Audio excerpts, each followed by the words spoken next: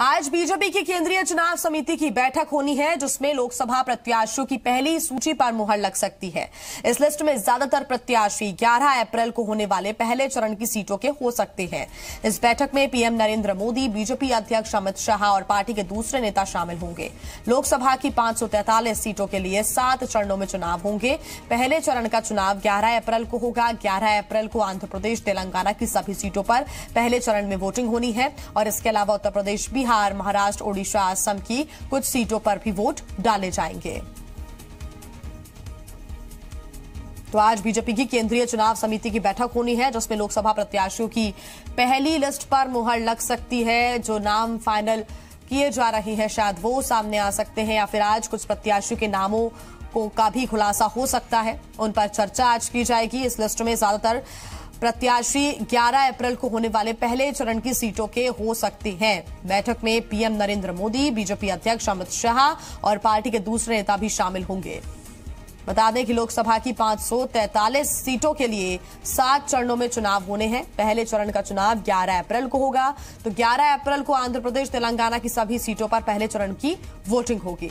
इसके अलावा बात करें उत्तर प्रदेश की, बिहार, महाराष्ट्र, ओडिशा, असम की कुछ सीटों पर भी पहले चरण में वोट डाले जाएंगे। तो हो सकता है कि इन तमाम राज्यों की सीटों के लिए आज प्रत्याशियों के नामों की पहली सूची आ सकती है। आज चर्चा की जाएगी जिताऊ कैंडिडेट को ढूंढने के लिए, बेहतर प्रत्याशी को तलाशने के लिए ये बैठकें की जा रही हैं और आज भी पहले चरण की वोटिंग के लिए हो सकता है उन नामों का खुलासा हो जाए।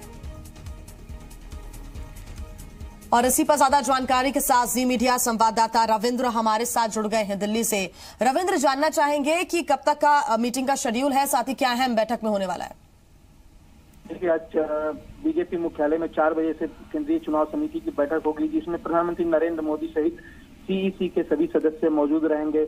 लगभग 5 घंटे तक ये बैठक चलने की उम्मीद है, ऐसी संभावना जताई जा रही है और देर रात तक पहली सूची भी जारी किए जाने की संभावना, जिसमें 100 के करीब उम्मीदवारों के नाम हो सकते हैं, क्योंकि पार्टी की कोशिश है कि पहले फेज और दूसरे फेज के ज्यादा से ज्यादा उम्मीदवारों के नाम की घोषणा आज की चुनाव समिति की बैठक के बाद कर दी जाए, क्योंकि अब 18 तारीख को भी चुनाव समिति की बैठक है और 22 तारीख को भी। तो इन तीनों डेट में माना जा रहा है कि 250 के करीब उम्मीदवारों की घोषणा करेगी बीजेपी। यानी कि पहले चरण का जो मतदान होना है उस पर पहले फोकस किया जाएगा रविंद्र? बिल्कुल, पहले और दूसरे चरण के लिए ही आज की चुनाव समिति की बैठक में ज्यादा फोकस होगा, क्योंकि उम्मीदवारों को ज्यादा से ज्यादा समय मिलेगा प्रचार करने के लिए और प्रधानमंत्री नरेंद्र मोदी जो स्टार प्रचारक होंगे, चेहरा है बीजेपी के पार्टी के, वो भी प्रचार में ज्यादा हिस्सेदारी ले सकते हैं।